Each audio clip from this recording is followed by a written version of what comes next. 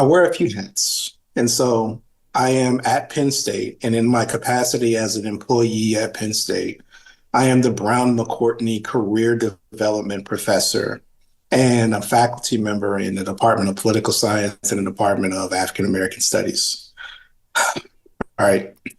I'm also employed at the RAND Corporation. And at the RAND Corporation, I am the Michael D. Rich Distinguished Chair for Countering Truth Decay. Now, what this means is that everything that I do can be summarized as I study social identity and political involvement. Social identity can be a lot of stuff. It could be ethnicity and race and gender and sexuality, which are the things I typically focus on. But it could also be partisanship and political ideology. It could be geographic region. It could be ability. It could be a lot of things. Political involvement for me also can be a lot of stuff. It can be psychological in a sense that my dissertation was looking at people's interest in politics for how fascinated you are with what's going on in government. It could be trust in government. It could be whether you feel like you can make a difference. We call that political efficacy. It could be how knowledgeable, excuse me, you are about what's going on in politics. But I can also think about behavioral forms of political involvement, like voting, campaign contributions, contacting elected officials, and community service. But it could also be protest activity as well. And I do a fair amount of research looking at both the psychological and behavioral components of political involvement and how social identity connects to that stuff. So that would be me in a nutshell. It's a big nutshell. You got to stay in shape just to be able to get your job titles out. How does one get to hold these two roles among all the other roles I'm sure that you play in your life? But tell me a little bit about your path so far. How did you get to here? I would say they're accidents, but I won't say that because that takes away from the fact that I've been working really hard and people have put a lot of faith in me to do the things that I do. So, of course, I started out as a faculty member, but I've always been a faculty member who's concerned with issues of race and ethnicity and gender and sexuality. And so I've always attached myself, even though I'm a political scientist by training, to African American studies departments, women and gender and sexuality studies departments, American studies departments, and like departments that really care about things related to social identity. As a political scientist, I have the luxury of studying things because I'm curious about them. But also, as a person who lives in this world thinking about politics and who lives in this world thinking about politics as a Black person, I am very interested in how social identity plays a role in a lot of this stuff. And my affiliations with African American studies departments in particular really puts me in a position to think about how all of the knowledge that we have as faculty members can make a difference in society outside the university. So I spend a lot of time trying to figure out ways to combine my passions, which are the things that I study for a living, with my commitment to doing things that are going to be impactful to people that are not just audiences for the journals that I submit to, and for people that are outside of my colleges and universities. And so I would say that I don't know, that passion, that tendency to want to do that kind of stuff starts with all of the things that ended up following from it. And so what follows from it is I've had many opportunities to apply my interests to socially and publicly and community important topics. That journey has led me to get a lot of information and experience from organizations like, for example, BSP Research, the African American Research Collaborative, the organization that I tend to be with. There are other organizations out there like it, like Sojourn Strategies and Hit Strategies. But a lot of these organizations to me are, I think, really important to this landscape because these are academics and analysts and policy wonks and community activists working together to figure out social problems. And I just really like applied research. I like applied research for that reason. And I like doing applied research because I think it's one of the ways that I can make a difference with the training that I have and with the temperament that I have. And so on that note, that baseline and a lot of these opportunities that just kind of happen to be things that pop up for me, which I'm very fortunate about, is the reason why you see me in this position where I have all of these hats that I wear. And again, I'm very fortunate to be able to wear all of these hats at the same time. Right, right. I mean, I found you ultimately through the African American Research Collective's website because, and I think when we spoke before, I mentioned this, that as I've been working on this project for all of 5 months, and people were making recommendations about who I should meet or talk to or who they'd like to hear from. One of the first things, I said this to someone else the other day too. Like, I'll admit, the first thing I noticed was that all the names I was getting were men. And the second thing I noticed was everybody I was getting recommended was white. And, in my own research practice, I have a fairly public to my clients commitment to not have more than 50% of our respondent pool ever be white. And so I was like, this is wild. Surely there are women and people of color engaged in polling and applied political science and applied social sciences. So, the Google machine helped me find African American Research Collaborative, and that's where I found you. Maybe you can talk a bit about that organization and what it does and why it's so needed. Okay. I like to think of it this way. So, in the space where people care about what communities are interested in and what could be mobilizing for communities, everything that you said applies, right? So, like, there's a space that's open for folks that don't look like the categories of people that you just described, right? And there's a lot to learn about what's going on with communities of color when it comes to politics and society.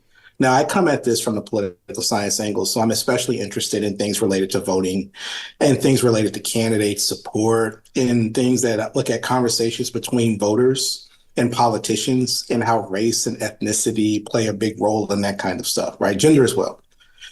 I would say that the African American Research Collaborative is one of several organizations out there that really focuses on that. And its cultural competence meets rigor for polling and focus group research meets outreach. In other words, so like there are experts that are working on the team. All of us have a professional and personal interest in doing a good job when it comes to informing what we know about that stuff. And in addition to that, all of us are committed to talking to people who aren't always academics. And so like that work is really fulfilling in that regard. At the African American Research Collaborative, I've had the luxury of collaborating with organizations that I would probably never collaborate with if I were in academia by myself. And as someone who studied polling in graduate school and who worked in a polling place for a little while in graduate school, like it's nice to be able to apply these trainings to something that's community centered. And I would say that the thing that sets organizations like ours apart is that the entire team is Black people. The clients typically are people in these communities as well. And the work that we do is designed to make sure that we can lift up messages that aren't normally part of the political dialogue.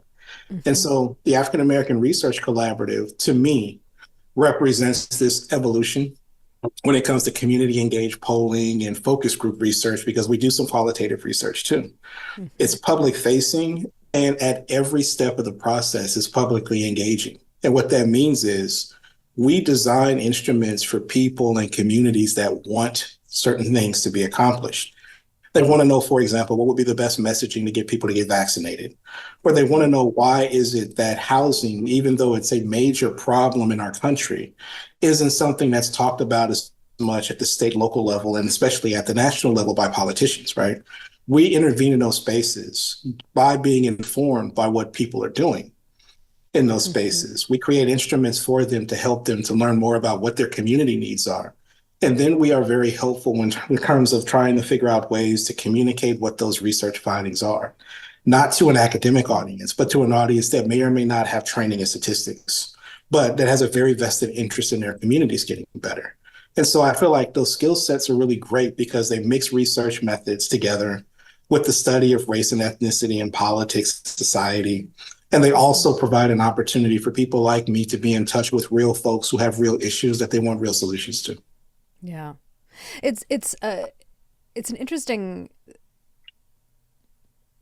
I guess the place I want to go here is a thing that that I encounter when we ask sample providers for surveys, for example, to boost the sample size of African American respondents, and in particular, this comes up with African American respondents, is it's going to be really hard to find.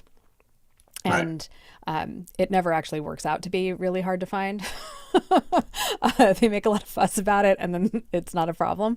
But the thing that seems to happen as a result of that is it my sense of things as an observer, not someone who works in this space directly, is that at least with respect to public opinion polling, Yeah. major news outlets, that kind of thing, that this winds up being a really understudied group in American civic life.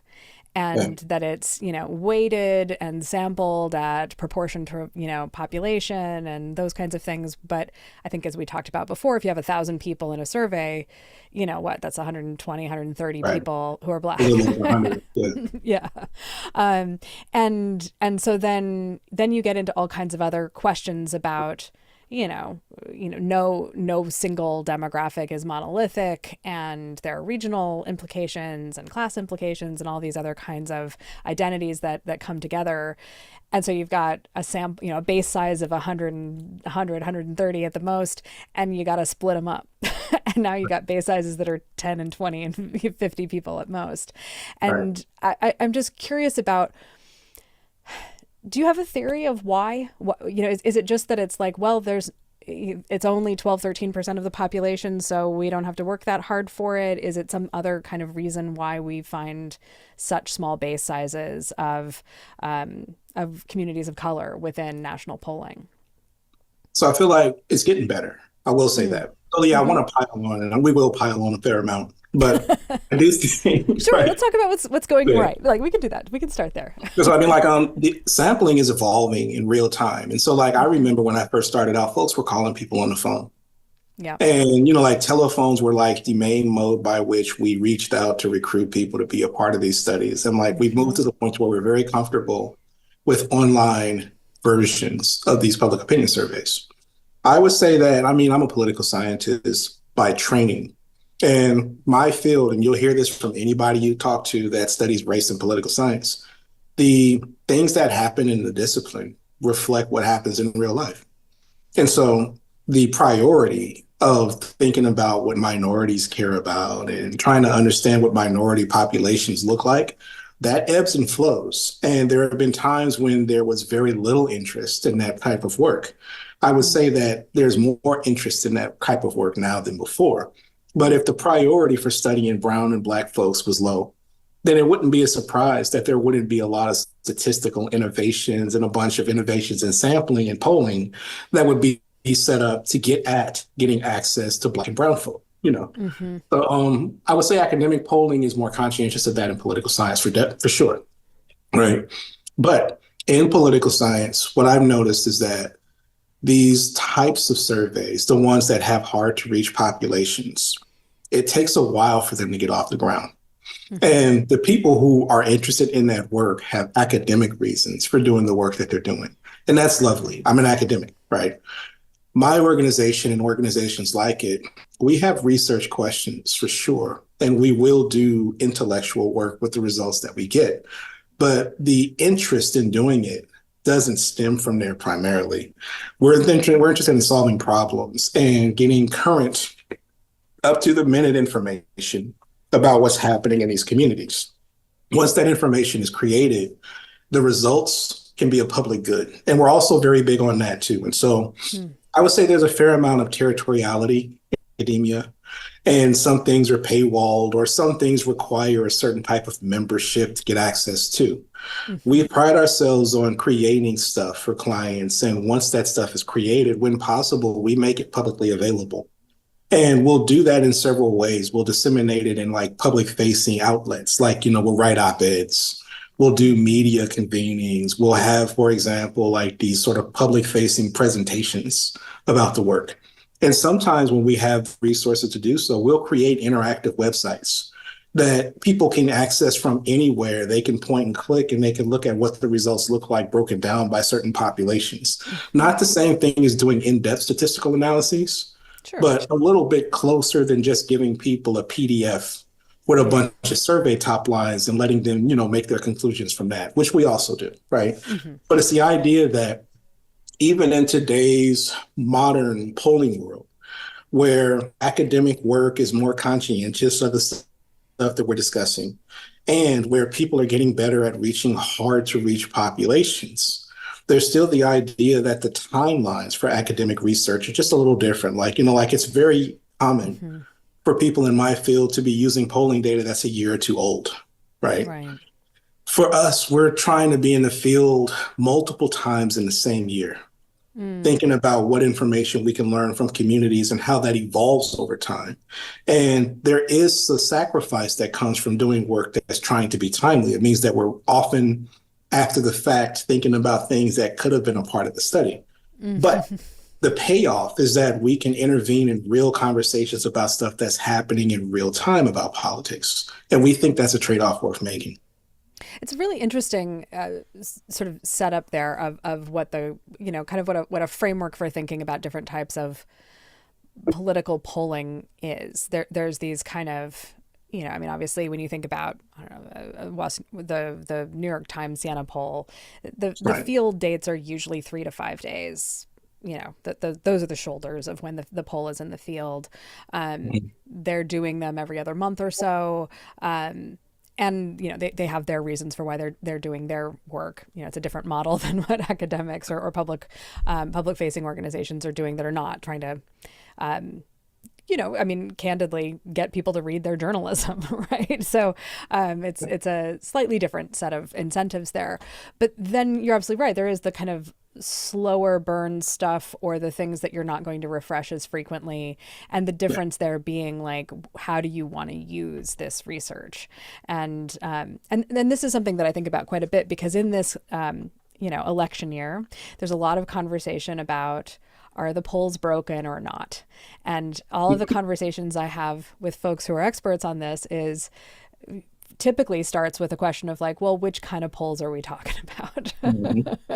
And I think it's interesting to think about, and maybe from here where I want to turn is a little bit this idea around ideas of civic engagement, because I think, one of the, people can think it's high-minded, but I actually, generally agree with this. One of the purposes of opinion research in general is to give voice to people who are otherwise not active participants in a process.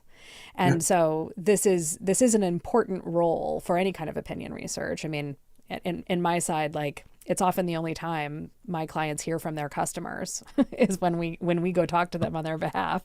And so maybe you can talk a bit about the role of opinion polling and start to move into some of your ideas about civic engagement and what the forms that are what forms of civic engagement people participate in, because I have a whole other topic I want to get into after that, but so I'll tee you up there. Yeah, so my first thing I'll do is like I hear it a lot. Like folks will just pile on about polling. Like, you can't Hmm. trust the polls, you can't trust the polls, you can't trust the polls. And the very low-hanging fruit response to that is you have to consider sample sizes and margins of error and stuff like that, Hmm. right? Bigger than that, though, I'm just not in the prediction business. I'm not. And so, like, I don't spend a lot of time thinking about poll design and data collection from polling and dissemination of polling results for the sake of predicting who's going to win an election. That's just not Hmm. it's not a natural tendency of mine. And I find it interesting because I think most people, when they think about the failings of polling, they're thinking about the failings of polling when it comes to making these types of predictions. Hmm. Outside of the prediction business, there's a whole lot that we can learn from public opinion polling. For example, in my field, there's a lot we can learn about racial differences and partisanship, especially given all of what we've seen recently. And it's been a great run on research on partisanship and race, and the Hmm. fact that partisanship doesn't seem to have the same story around it for Black Hmm. populations than it does for white populations. You know what I mean? So, like, what might be a settled issue? Like, we normally assume, for example, that if you know someone's party identification, you know a lot about them politically.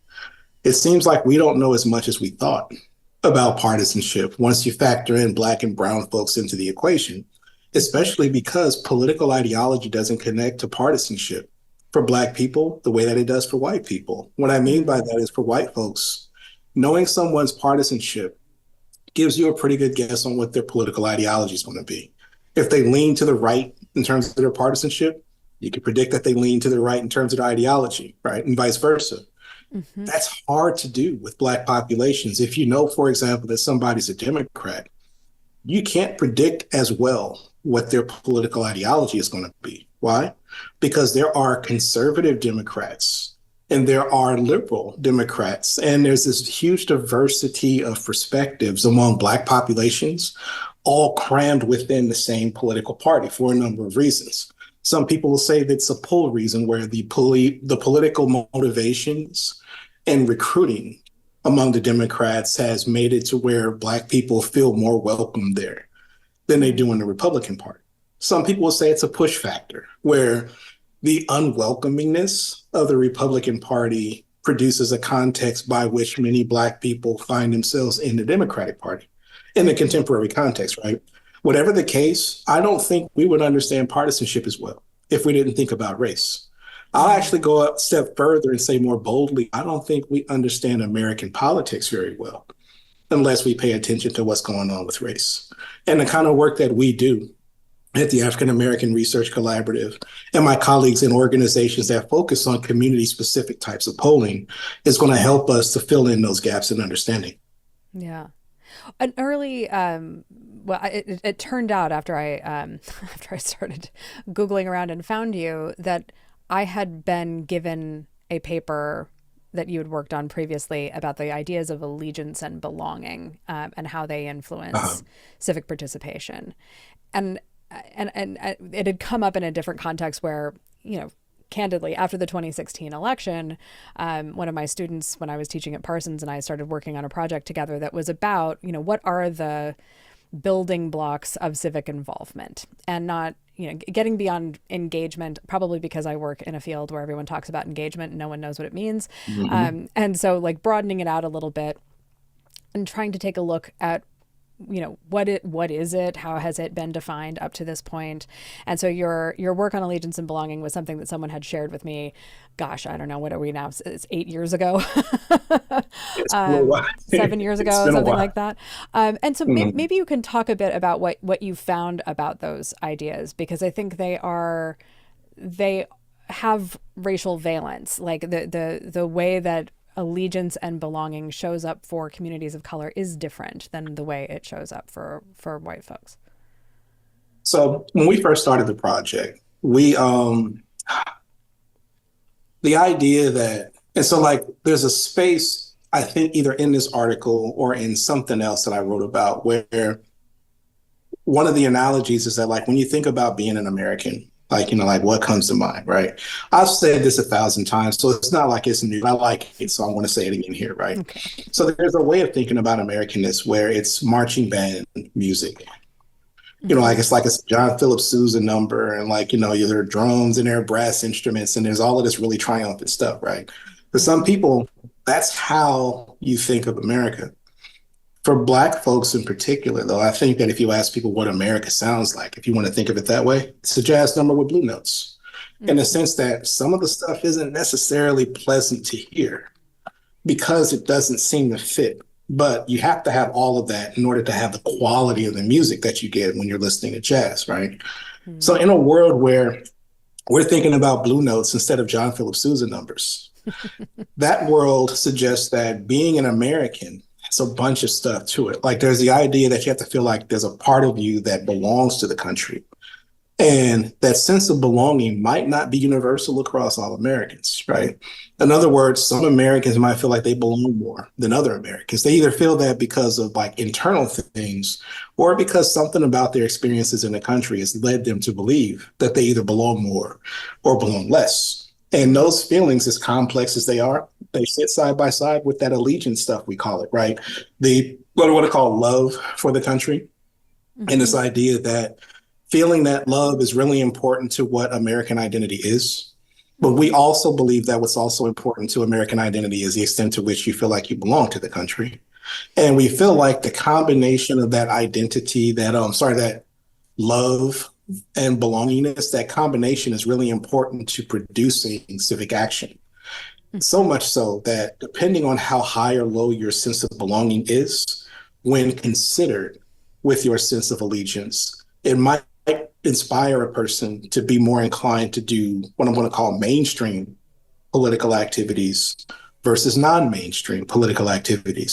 In other words, if you feel like you belong a lot and you feel like the country loves you a lot, then mainstream stuff makes sense. You know what I mean? Like you're going to do stuff that's inside of the system because you feel like inside of the system things will work for you. If you don't feel like you belong very much, however, and you have varying levels of love for the country, you might do things that are a little more underground, more community focused, more outside of the system, because those things make sense for you in terms of the experiences that you had. I think generally speaking, this is what we were trying to get at when we did that study. By the Mm-hmm. way, shout out to Stacey Green and Nyambi Carter and Gabrielle Gray on that. These are other people that if you get a chance to reach out to, you should check them out as well. I don't worry. You've already put me onto so many good people that I'm not going to turn down another recommendation from you. Okay. um, this is interesting in a few ways. One is it has echoes of that idea of sort of, I guess, colloquially gets expressed as I love the country, but it doesn't love me Love me back. back. Yeah, Yeah. and that's interesting to separate them out as deeply interlinked, but not necessarily the same things. That allegiance and belonging, allegiance is the loving the country, the belonging is it loving me back, Right. and how that might influence what you choose to do, whether you choose to do it. The other thing that it makes me Yeah. think about is the the the ladder of engagement metaphor, and how my understanding of the original, I think it was Arnstein's ladder, is there's a beautiful kind of cynicism baked into her ladder.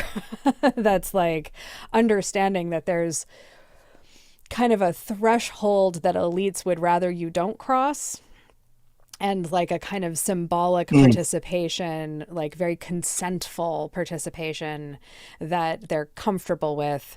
And then, like, unless you kind Right. of again kind of join the system, like unless you're like now going to run for office and sit at the same tables they sit at, the kind of protest, agitation, demand making, anything like that is resisted. And yet I think what's kind of happened with the metaphor over time, I remember again back around 2016, I think Google actually had done a study about civic participation, and they had used the latter metaphor as a Uh-huh. way of understanding people's commitments. And like it winds up being a scale for, I don't know, judging, evaluating people's civic commitments of like, well, people say they care a lot about politics, but they're not very far up the rungs of the ladder. And it's interesting that even apparently people in their study understood it as some sort of leveling up game. And so maybe you can talk about how you think Hmm. about this. Is it a ladder? Is it a leveling up? Is it, how does it express itself when you're trying to navigate these waters of belonging and allegiance? Because, Oh, you have to wow. have a certain amount of trust to participate in something. And so Right. I'm just curious what you make of that. So I feel like I'm just going to miss over a whole bunch of like, so I'm putting a blanket apology to all of the authors that won't say their names about this kind of work, right? So to me, the latter part, like the latter metaphor, Hmm. to me suggests what I'm going to call more of a longitudinal setup. Now, Yeah. it doesn't necessarily like, I'm not saying the authors are putting time into this, but this is the way I think about it, right? Hmm. Like if a person is active in one way at one point in time, the suggestion is that perhaps future forms of activism can be dependent on, or maybe they'll transition from one form of activism to another. Like, in other words, like one form of political activity might be the gateway drug to Hmm. other forms of political activity. And then there's an institutional response to that rationing up of political activism and stuff like that, right? Right. There's a version of that story that moves in the opposite direction, where like there's like this fatigue that can occur. And we see this in some of the qualitative research with the people that we're interviewing and doing polls for, where depending on communities to be civically active, and then returning to those communities for future elections to be civically active, Hmm. where there isn't a sense among the members of that community that promises were met the first time around, makes it to where even though this is a group of people that are very civically minded and have a reputation for being civically active because of their past record, it's no guarantee that those folks are going to be either more civically active in different ways or more civically active in the ways they typically use Hmm. because of this fatigue that can start to accumulate, right? There are authors that write about this. Sally Nuama has a really good piece about this. We'll just email names back and forth after we do this conversation. Okay. And another way that I think about this latter thing is that, again, thinking about Black and brown folk, right? That idea that protesting is somehow anti-system is something that I've always been fascinated about. I feel like in political science, there's this heyday for protest research nowadays, obviously connected to Black Lives Matter. But Hmm. beyond that, like we're spending more time than we ever did as political scientists thinking about protest activity as an important form of civic activism. We Hmm. know logically that it is. But Hmm. for whatever reason, there was a tendency in the literature on civic activism to focus more on inside the system stuff and to be a little hesitant to think about protest activity as anything more than the aggregated outward expression of negativity towards the system. Mm. Hmm. And another colleague of mine, this is Legina Gauss at UC San Diego, wrote a book recently that talks about how rational protest is and how effective Hmm. protesting is as a way of pushing change along. Like sociologists who study social movements are all over this stuff. Political scientists are weighing in, contributing their scientific approaches to thinking about this. And the people who study race and ethnic politics are weighing in on this and showing real case study work on how effective protest activity can be, not only because it can create governmental change, but also because it can change conversations that are happening among leaders. And those changes in conversation can have real policy implications to them as well. I mean, it is interesting to think about because I think the original ladders that were constructed, and this is happening in the late Uh, 60s, they don't even have protest on them. mm, Um, by the time Google is doing their study in 2015, 2016, whenever it was actually just underneath organizing uh, as like top of the ladder activities. And we are once again in a season of protest. And once again, we have these conversations about like slicing and dicing what legitimate forms of protest are versus illegitimate forms of protest when, I mean, I don't know. I'm old enough to know that there's not like a hard line delineation between these things. We've seen enough of these to know that like it's all kind of happening simultaneously. And uh, also like what do you mean legitimate? but but there's it's an interesting thing too though to think about how I was listening to something the other day where they were talking about uh, you know uh, I don't know, Jerry Rubin becoming a stock trader, right? Here he is, one of the the merry pranksters, the Chicago Seven, and then he becomes a stock trader. But a lot of people who were involved in '60s peace protests, frankly, became things like social workers, teachers, working in public policy, working in local government, and so they didn't all become yuppies. You know what I mean? But they didn't all stay in the protest movement. There were other things that they did with their experiences and their ideas and their and the things that they wanted to change about the world around them. And it is just interesting to think about. It's not this linear progression, and it's also then interesting to think about the difference between a kind of individuated version of civic participation and a more interactive communal experience of it. That it's not all about measuring you, the individual, and your level of really. engagement. And I think you've done some thinking about this, and I'm curious what you think about these kind of individualistic versus more kind of collectivistic approaches to civic participation. Yeah, and you said the magic word when you said organizing. And so again, I'm name dropping, but Hari Hahn, Diva Whitley, who is a great scholar and colleague, Hari too, Dan Mm-hmm. Galvin, and folks like that who spend time thinking about this, the way that community organizers think about this, and actually talking to community organizers to think about how they set things up, right? There's a lot that we can learn in political science from talking to people who are in these struggles and who Hmm. do this work not because they're trying to get published, but because they want to get some kind of positive change to happen in their communities, you know. Right. And it's interesting again how little of that is reflected in mainstream understandings of how Hmm. politics works. And it's really funny to me because, like, without organizing, you don't get a lot of the other stuff. So, if voting is an individual action, right? Voter drives and registration drives contribute to that. Those Hmm. things require people on the ground to be very conscientious about how to recruit people and how to inspire people, how to reassure people, and how to bring people to the place where they feel like it's worth it to put in that energy to do the kind of Hmm. things that would have a political impact, right? Yeah. So there are lots of folks like me and my colleagues who study organizing and want to figure out ways to make the study of organizing more obvious to political scientists and other social scientists. So much so that we have an organization that we created. And it's a forum, so to speak. It's a forum on collective action and organizing that meets from time to time.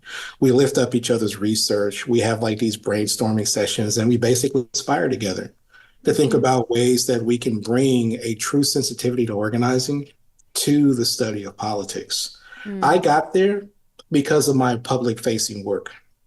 In other words, I was doing public facing work. And the public facing work that we were doing with the African American Research Collaborative sort of put us in a position to talk to community organizers and to ask Hmm. questions and to do things that was reflective of their missions. Later on, I started to really care about that work. And now I'm doing this work where I'm thinking about how community organizers conceive of and execute the things that they think are important, and how the study of politics in a more scientific sense can contribute to that. But what that also means is that we look very hard as political scientists at the real life and practical things that organizers are doing so that they can accomplish those goals, because there's a very rich tradition of things that work and things that don't, that need to inform what the eggheads are doing. And maybe the eggheads can be in better conversation with the activists. And I think the space between eggheads and activists should be closed, partly because of my own personal passion for this stuff, Yeah. but also because there's all this opportunity there to just get really good about this stuff. So, like, if problem solving is something folks care about, being better connected with the people that are enduring the problems is just a good idea. Being better about how well our theories fit our analyses, be they qualitative or quantitative, is just a good idea. And Yeah. having more people that are interested in doing this kind of work means that more problems will get addressed ultimately down the road.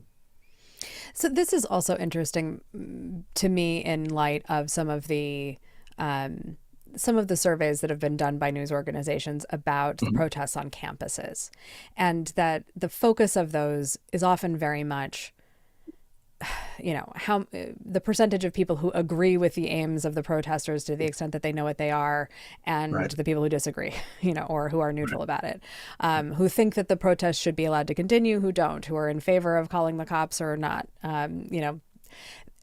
But it's never really a reckoning with what's happening. It strikes me. It's this kind of asking the observers what they make of what they see, as opposed to asking the protesters what they are experiencing and what their Right. aims are, or anything else. And it's been a kind of convenient narrative for a long time, I think, of either being overly reductive about the demands of a particular protest movement. I think they did a very effective job with the Black Lives Matter movement of condensing it in some communities down to defunding the police, when Right. there's a lot more going on than that.